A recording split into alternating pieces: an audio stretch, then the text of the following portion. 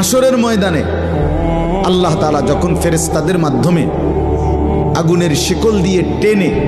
জাহান্নামকে হাসরের মাঠে এনে দাঁড় করাবে, মনে করেন এখানে আইনা রাখবে, আমরা সবাই তাকাবো, এরকম হাসরের মাঠে যখন জাহান্নামকে আনা হবে, এই জাহান্নামের দিকে এক নজর তাকাইয়া হাসরের ময়দানের সমস্ত নাফরমান পাপী বেঈমান আবারও বলবে আল্লাহর কাছে, রব্বানা আখিরনা ইলা আজালিন করিব, আল্লাহ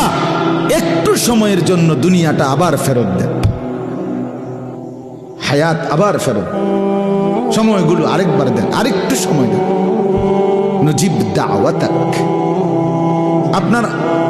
আপনার সব কথা তখন মেনে নেব, অনাত্তাবিউর রসুল,